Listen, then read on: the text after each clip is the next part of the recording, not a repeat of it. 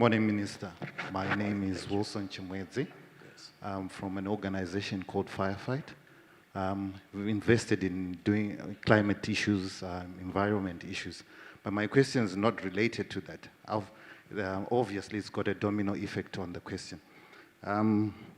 Minister, you've done so well so far in this interview. You looked very relaxed. So I'm on your side. But my question that I have for you is the caliber of experts in the energy sector. Are you satisfied with them? I'm saying this against the background of the sudden load shedding. We were supposed to have been informed in time. 29% or less than that in terms of Kariba. It could have, at least we would have been informed earlier than that, but it was sudden and from 8 hours then to 18 hours.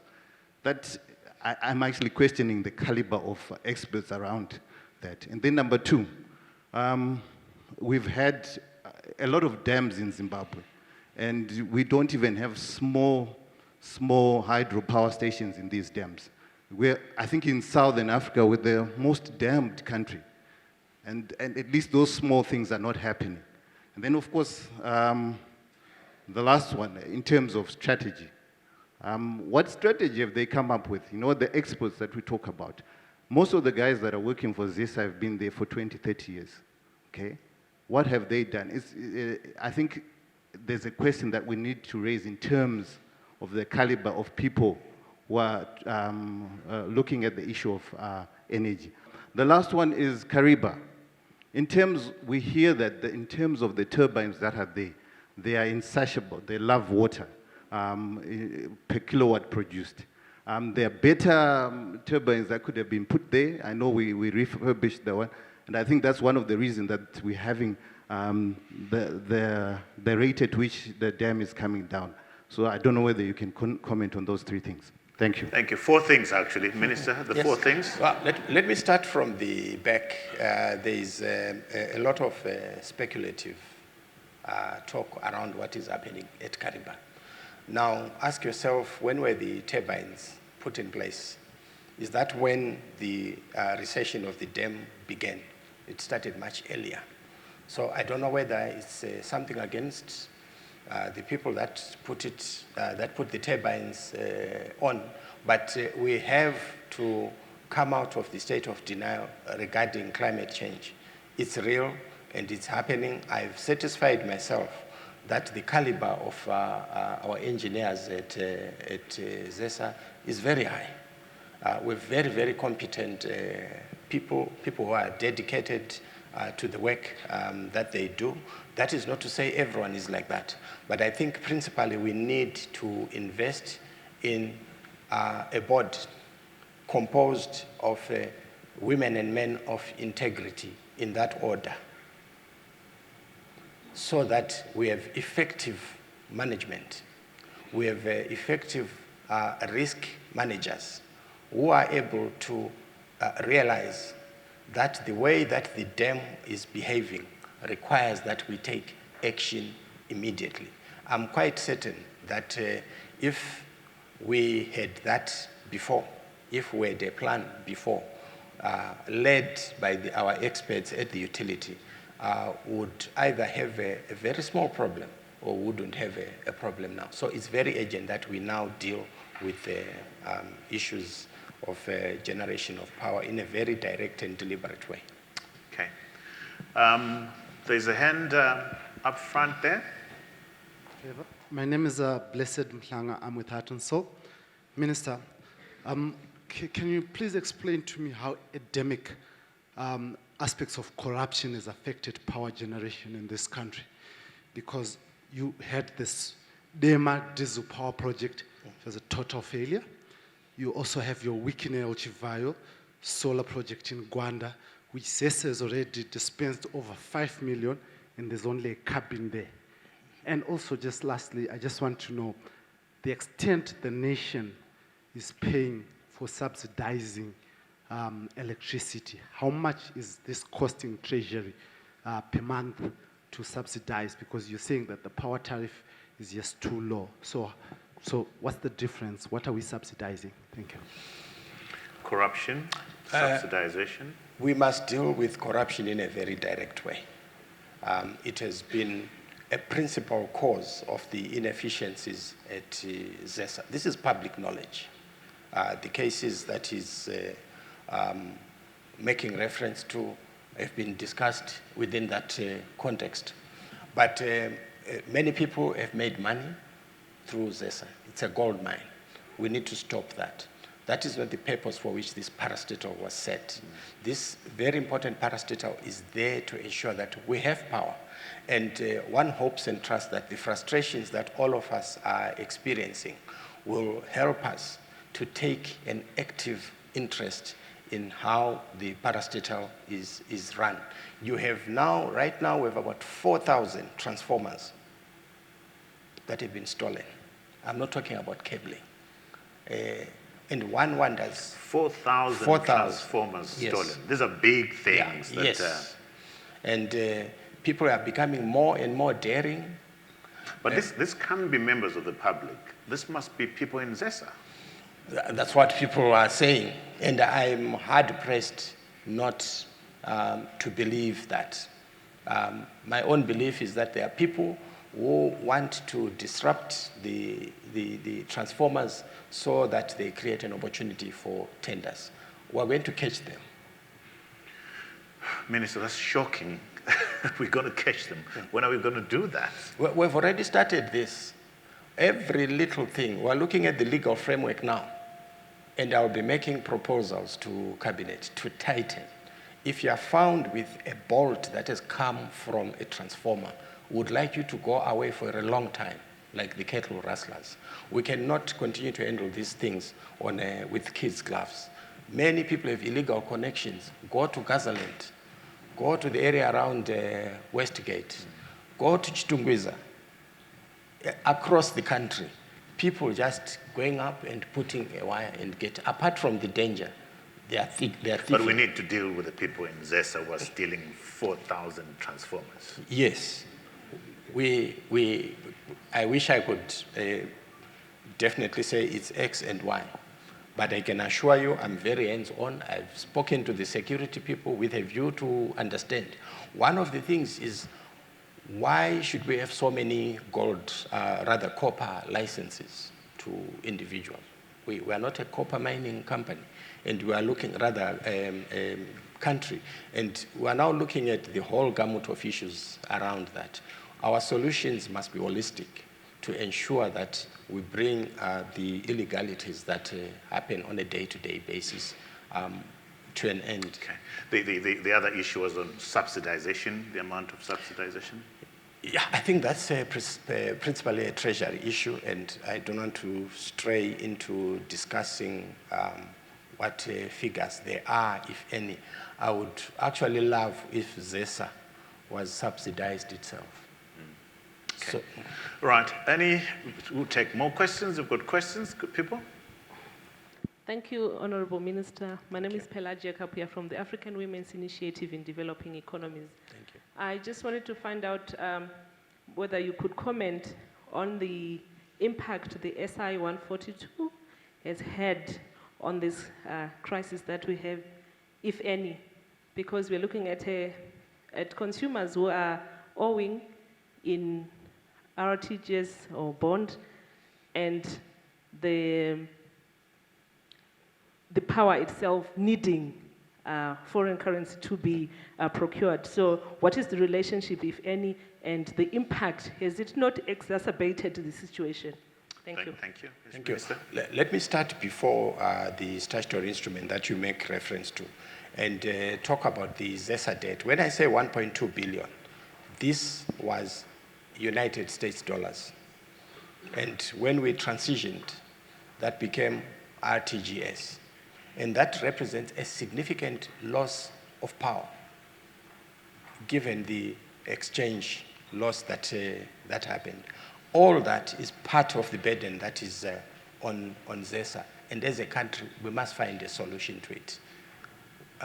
So number two, the law does allow ZESA to come up with customer-specific tariffs.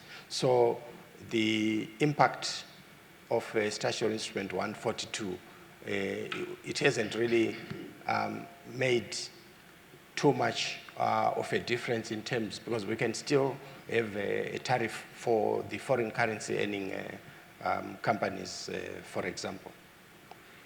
Okay, and any other question? I see a hand at the back there.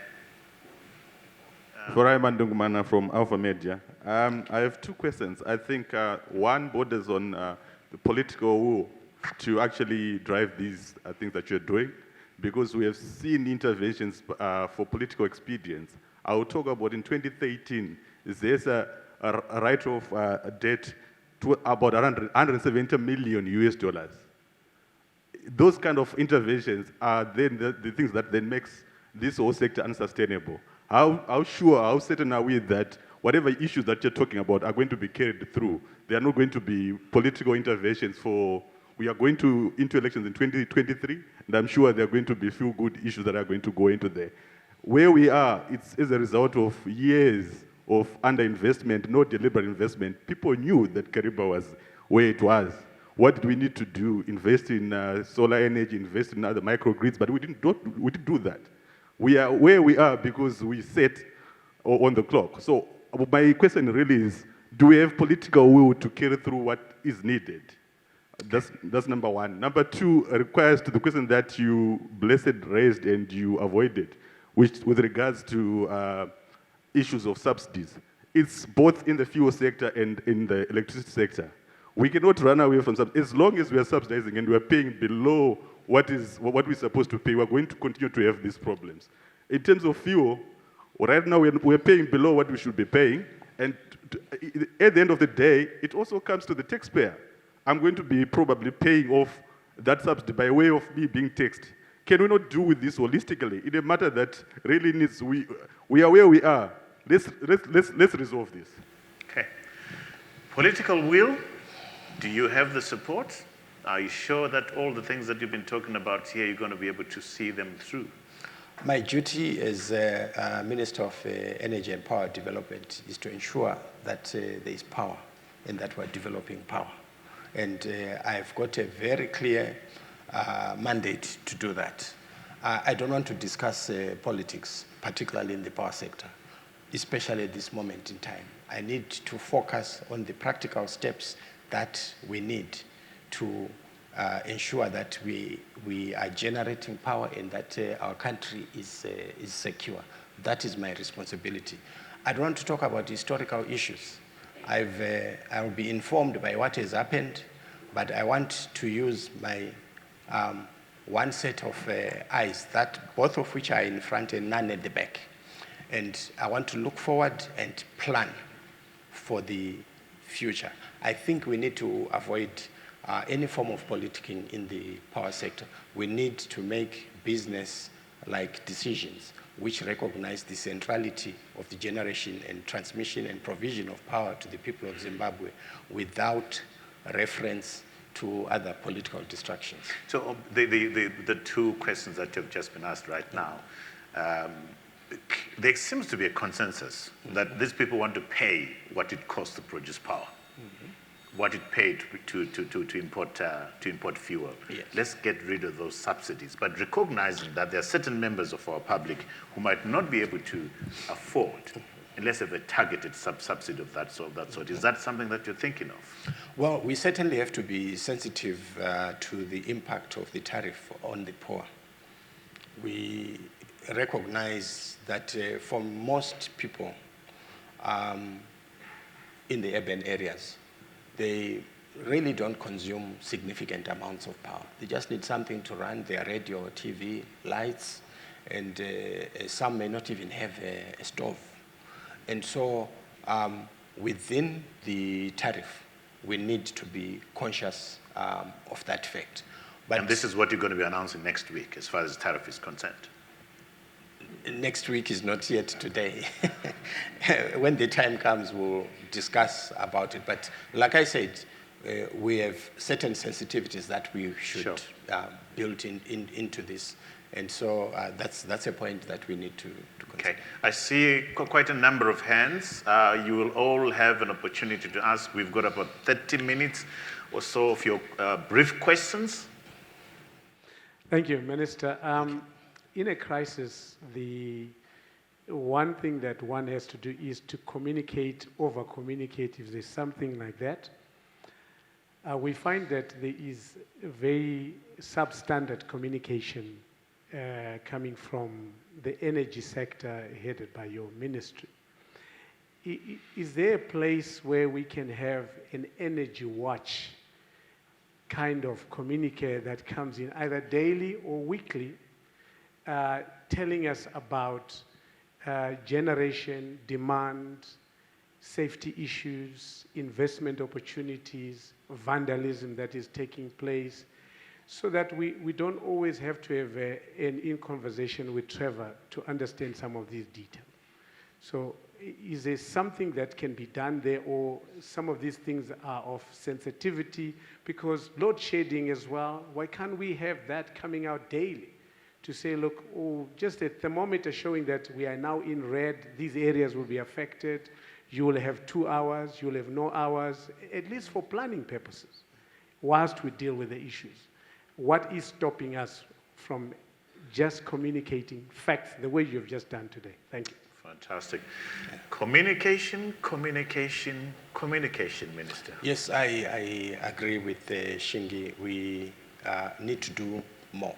And I'm a stickler for the public having information. When people don't have information, they are susceptible to rumors. They are susceptible to speculation. What we've done in the ministry is I have constituted a communications, a PR team within my office. And so you are going to be seeing, we now have a Twitter handle, for example, separate from myself. I'm certainly very active, and I give energy updates on Twitter.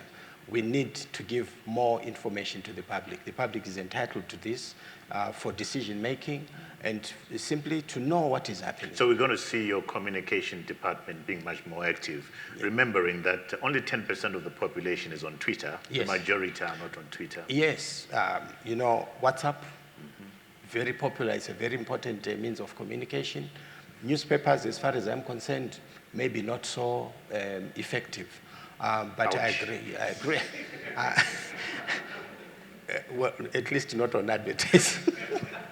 So, but yes, we are going to be seeing more. I'm certainly determined that we empower the public to have information and understand what is happening. For example, if there's a situation of uncertainty and there's no communication, people can hoard because they don't have information. And we are also going to disabuse the practice, particularly in the fuel sector, where people will pretend that they don't have fuel when they have it. And we'll be making necessary announcements as to who has received what and when. Thank you, Minister. Yes, let's empower those people with microphones to speak. Nyasha, there's a few next to you there. Thanks very much. My name is Godfrey Kanyenze. I'm from a research institute called LEDRIS. I was on the Presidential Commission on Insurance and Pensions. And we noted that worldwide, especially in Asia, they've been able to take advantage of this unique sector where basically you harness long-term savings, which very much suit into your area of infrastructure development. And we've also heard last week at the CZI Congress that the pensions funds are currently very liquid and looking for viable projects. There is no strategic link, and we haven't, heard anything, targeting, these long-term savings, which basically are best suited for investment into infrastructure and energy. So I think there is a disconnect here in terms of the way we are sort of thinking through these issues. Thank you very much. Thank you very much. I'm going to be attending from here an event that has been organized by the Zimbabwe Stock Exchange, because we would like to see what other new models we can come up with. Can we come up with green bonds? And we are laying the foundation for the things that the previous speaker is raising and is speaking to. Indeed, we are going to be speaking to the pensions industry. We want them to invest in renewable energy.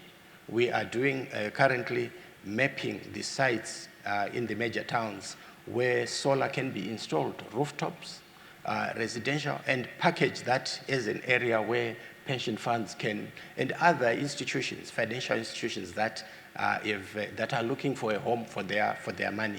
So I accept that, but I want to assure you that it's something that is actually work in progress as we speak. Thank you, Minister.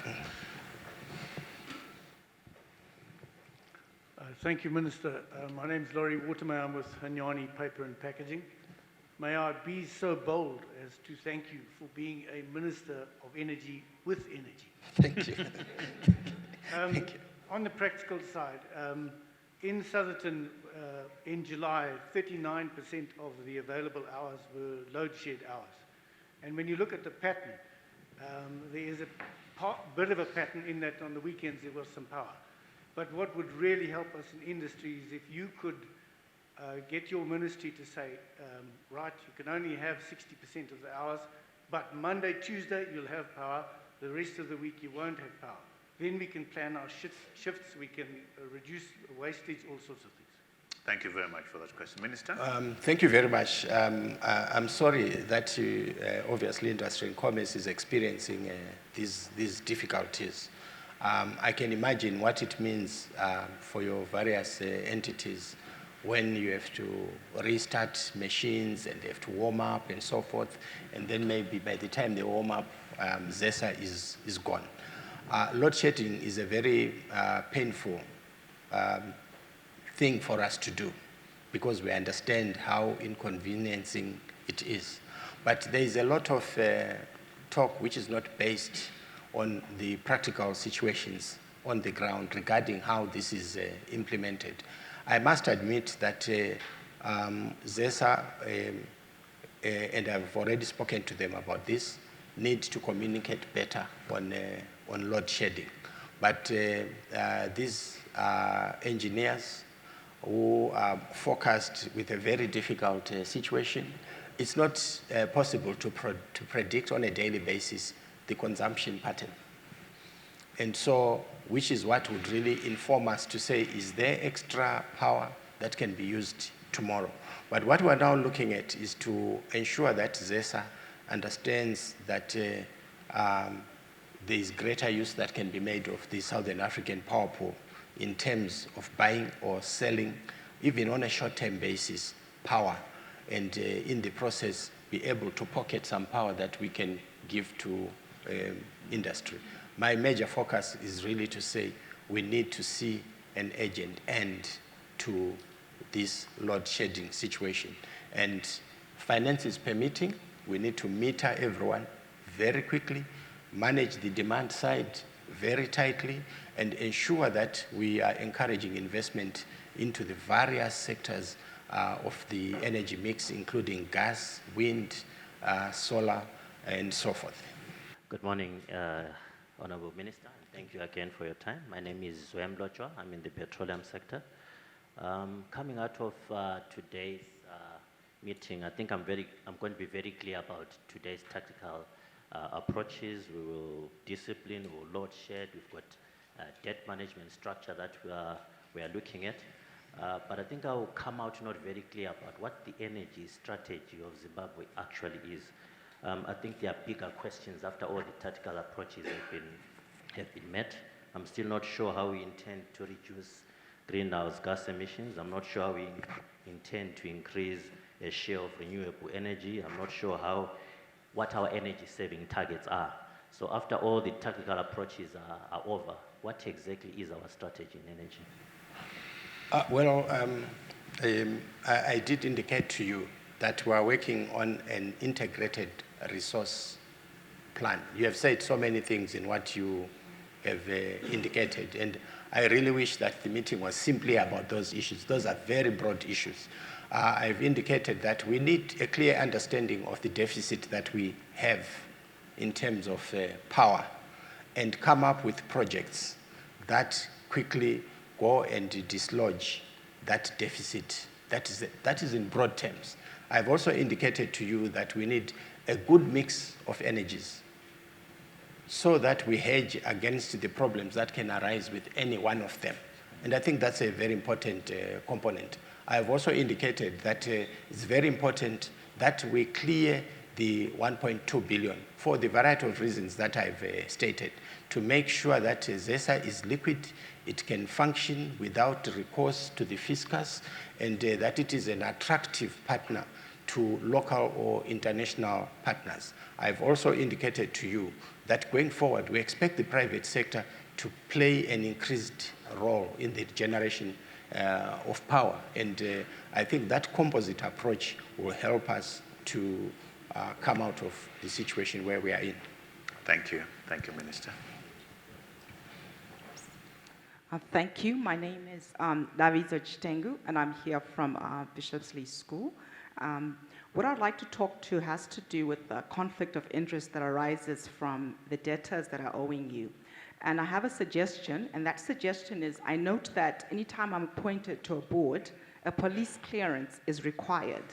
And I think we should have a utility clearance that is required for anyone that holds a public office. Because I think it's a commercial requirement for one to pay their bills. And if you have a group of people that are not paying their bills, they're not going to be aggressive regarding the collection of amounts that are due to the very entity that they superintend. Thank you very much. I think it's a good suggestion. It's not something that I'd thought about. And I hope those that are intent on getting onto the ZESA board will bring their proof that they are clear of debt relating to ZESA. Thank you very much. That's an important thing. Yes. My name is Doug Manatsi from DBF Capital Partners. Minister, thank you for being bold and trying to resolve matters. Yeah. You mentioned one thing in your presentation, which was integrity. We've read in the press that one of your new solar generators, a gentleman called Machela Koko, Yes. whose name is unflatteringly mentioned in the state capture inquiry in South Africa, or the misdemeanors at ESCOM. Would the future generation include characters like that? Are we creating another Shivayo or whatever? So that's my first point. The second one is that some of us are privileged to have had an interaction with ZESA when ZESA was running efficiently. ZESA was a net depositor of money in the banking sector, both the company and the pension fund. And we were privileged to have sponsored a trip for ZESA senior executives, including the CEO, to visit ESCOM and see how a better run utility is run. This was almost 20 years ago. And we initiated the megawatt bonds, talking about financing options. Yes. My short point is that within Zimbabwe, or within the peoples of Zimbabwe, the capacity, both on the technical side, which is the engineering and the generation and whatever, and on the financing side, the skills are there to resolve the current matters that are there. So in your resolution, please do bear in mind that those skills to assist the recovery of this institution do exist in the country. Thank you. Wow, very important question. Yes. Questions there. Sure.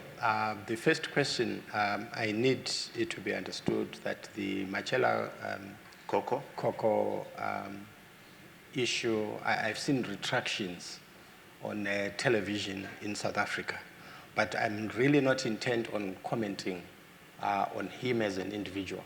But I've met the American partners whom we are satisfied are financially solid and also have experts. As I speak, I know that he's in the country and they are pushing to commence work at the end of this month in Gwanda. So that is the situation. That's my understanding of it. We definitely would like to ensure that people of integrity come into business with us. But it's very easy to be labeled Gupta something. It has happened to some of us here. We have all sort of appellations that are attached to us. And so I think if there is a factual situation, a criminal case, if the person has been convicted or some misconduct and the evidence is there, we'll definitely take it into account. I'm looking to people like you working with me and advising me on what it is we can do, for example, with the ZESA debt. What instruments can we create to help us to finance investment into renewables and any other technical expertise from academia, from business people, from ordinary people, because they know how they are impacted. And I want to invite you specifically. I would like to meet with you so that I can tap on your very extensive banking experience. Fantastic. I think the matter, which will get the mic there, Minister, which is hugely important, what Doug has mentioned is that there's a lot of talented Zimbabweans. Yes. And what you need to do is to search for those talented Zimbabweans, to look for people of integrity, of a good reputation, to take ZESA to what it was 20 years ago. Yes. Is that possible? It is very possible. I've met many people, students at high school, students at university with very brilliant ideas. I've searched, I've spoken to Engineer Mangwengwende, for example. I've been looking for Mr. Rafamoy, I've just seen him here. We need, as a nation, to move forward. We must take advantage of all the skills and capabilities that are amongst us. I travel and I meet our experts. At SAPP, for example, many Zimbabweans there. Across the world, there are Zimbabweans with skills in the area of energy and other pertinent skills. And I want to call upon everyone who has anything to contribute, any idea, to make it available, because together, I think we will be a better nation. Fantastic. And I like what you said, Minister. The solutions to our problems are political blind. It requires all of us stepping in to do that. And it requires people of integrity and reputation to do that. And the experts are in this room. One of them is Much Masunda. Much, shall we hear from you? Minister, just 3 quick points. You and I share a lot of passions, law, enthusiasm, and eternal optimism. Thank you. Now I'm going to suggest 3 possible solutions on the way forward on many pertinent issues that you covered. With regard to the restructuring of the key parastatals that come under your ministry, the Institute of Directors is ready and willing to help you to define the specs and help you with the eligibility and selection criteria. Thank you. Then secondly, we need to connect the dots as used to be the case in the past. And I'm prepared, as chairman of one of the largest consumers of power, Bindura Nickel Corporation, to coordinate and arrange for chairmen of equally important players in the energy sector to come up with solutions on the way forward. And Douglas Nazi has come up, for instance, with the suggestion that he's made. And that was going to be one of the things I was going to cover. There are about 15 financial institutions that can syndicate a whole lot of things and assist you in terms of the way forward. The last point I want to make, I wasn't going to mention anything, but you goaded me into saying what I'm going to say now. As one of the past mayors of the city of Harare, I find it difficult to sit back and say nothing about something that you mentioned. Okay. Now, the city of Harare and our favorite city, city of Bulawayo, had thermal power stations that used to work. And those thermal power stations were expropriated without any compensation and collapsed into ZESA in the early 80s, I think 1984. And now that you're there, Minister, I urge you to sit down with those 2 local authorities and find a way of compensating them so that you avoid the sort of embarrassment that you had to endure in Bulawayo when you went down there and people almost pelted you with all sorts of things. Those are the three suggestions that I'd like to make to you. Thank you. Thank you. Do you want to respond to those? I mean, Yes. those are practical. That's why we Yes. get here in Yes. conversation with Yes. Trevor Yes. to find solutions Yes. Yes. and not to describe problems. Yes. I must thank you, Trevor, for arranging this, because without this structure that we have here, I would not be benefiting from what is being said here. And I want to thank Koma Much for the suggestions. And I would like to work with the Institute of Directors. I have many thoughts around ZESA, for example, existence of an independent audit committee to strengthen risk management within the organization, and the various experts there will definitely help us. I do not believe that there is room for us to be spending money in courts on matters of energy, particularly at this moment in time. And I did travel to Bulawayo, because when I spoke to ZESA, I realized that there was a problem. And I went, I was very open, people apologized, people walked out, but I'm happy to say that as a result of our interaction, our working together with many other people, the situation that was there has since been resolved. I had meant to go back to Bulawayo to see the mayor myself, but unfortunately I had to travel on an urgent basis, and my deputy met together with the senior people in ZESA, including the CEO. And it just shows that engagement is critical, and we are going to continue to be doing that. I would be extremely delighted to work with the consortium that you are suggesting. And I'm sure that if we work together, we'll find a solution to this. But if we keep on politicizing issues and fighting amongst ourselves, I want to assure you that we'll go deeper and deeper into I don't think we're going to do that, Minister. Yeah. The mood around here is we've got solutions, and let's work on that. And I'm going to hold you to account to connect with Much, to connect with Doug, to ensure that these issues are resolved. There's two gentlemen there, to your Nyasha, to your left, and yeah. Thank you, Minister.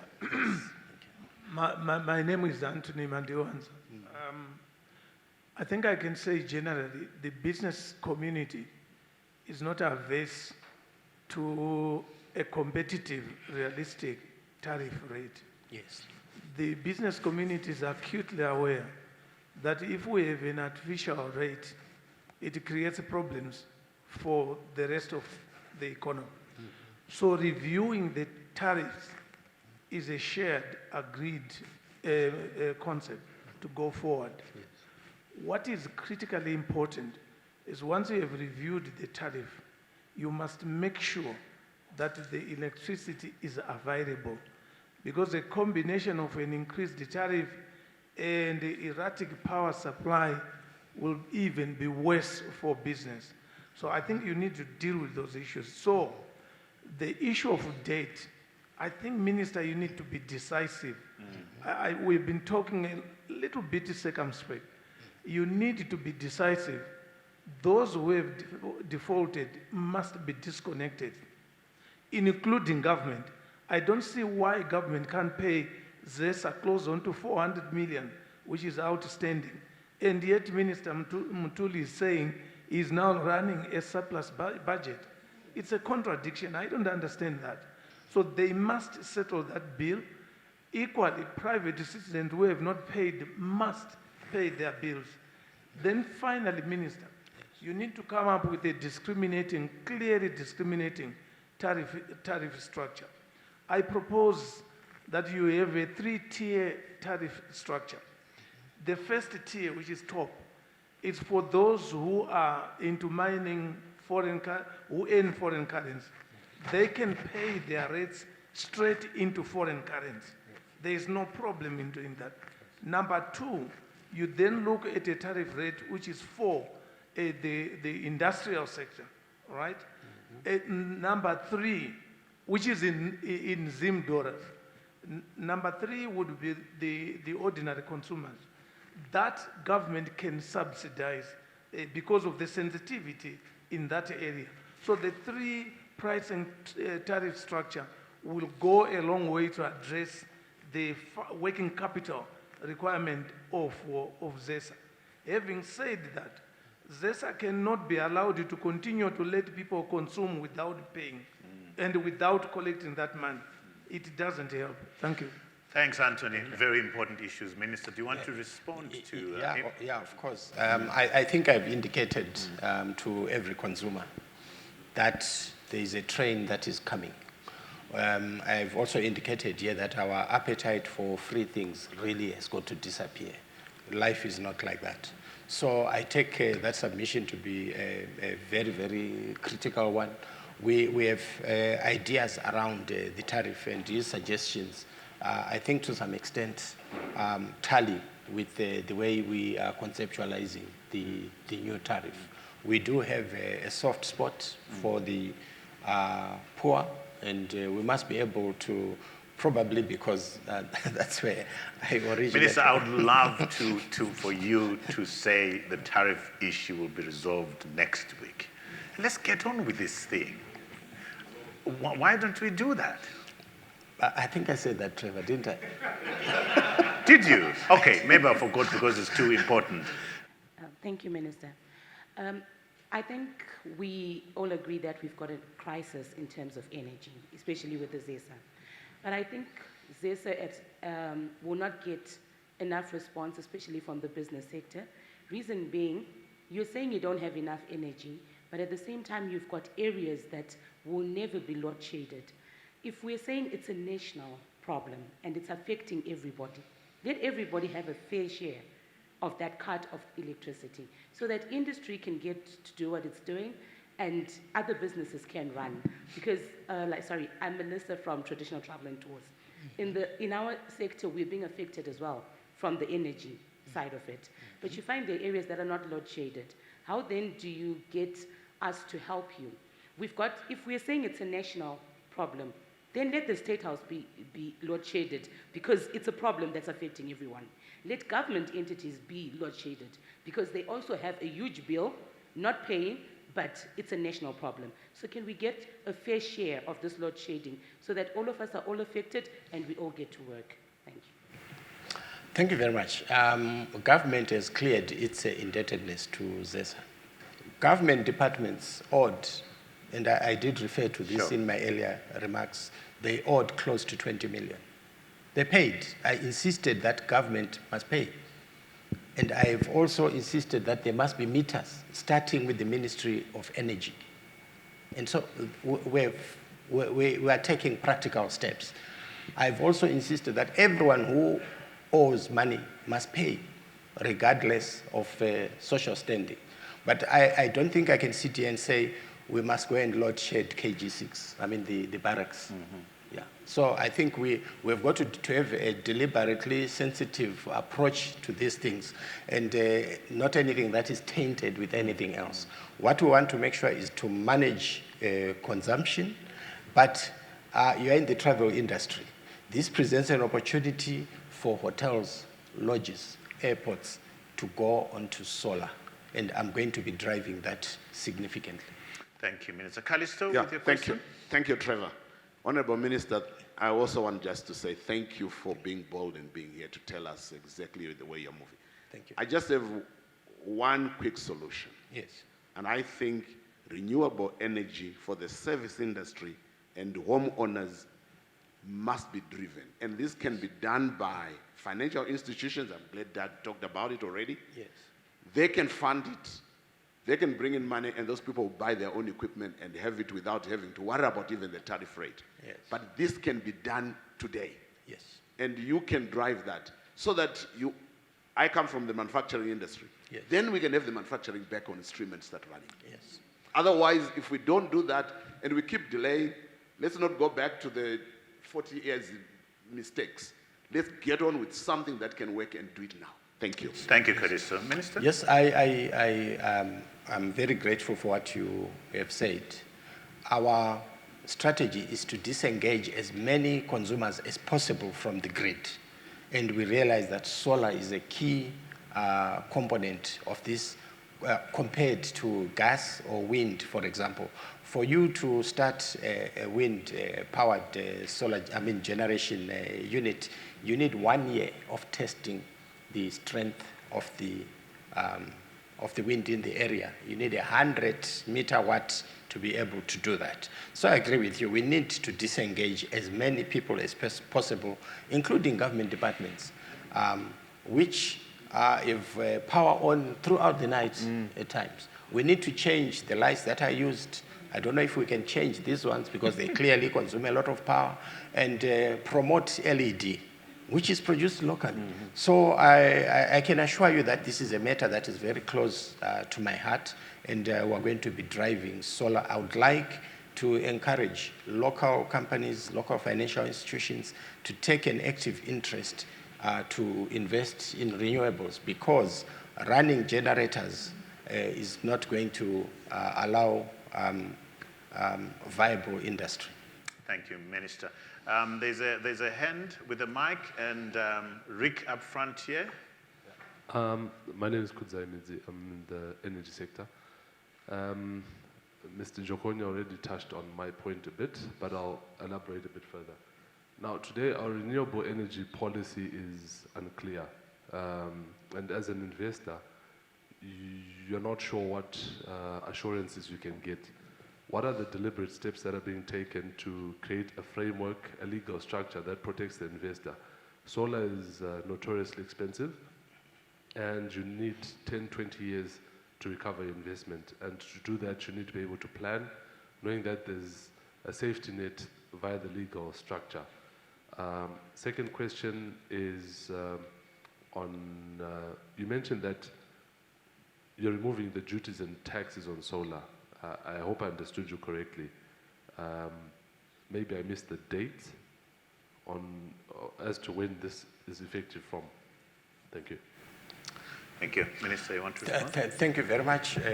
Last question first. That decision was made a few weeks ago because I've been agitating for investment into solar, and we want to remove all the hurdles. I indicated earlier on that we want a raft of measures that make us more attractive than any other destination. And I want to assure you that the interest in our country with regards to renewables is amazing. And I'm very hopeful and certain that we'll get to a point where we are actually able to export power. We are working on a number of policies, including renewable energy policy. We want all this information to be in the public domain. We would like investors to be able to apply for licensing, for example, online. We would like all the incentives to be available on our website. So as we speak, this is work. I have people right now as I speak who are working on the website. So we want a top-notch, user-friendly website where people can access information easily. Thank you. The last question will come from Rick. If you could stand up and ask your question. Thank you very much. I'm Rick Crook. I'm also from Bishopsley School. Thank you, Mr. Minister. Thank you. My question or suggestion is on behalf of the whole education sector. We are struggling, all the schools are struggling with energy, trying to keep the classrooms going and such.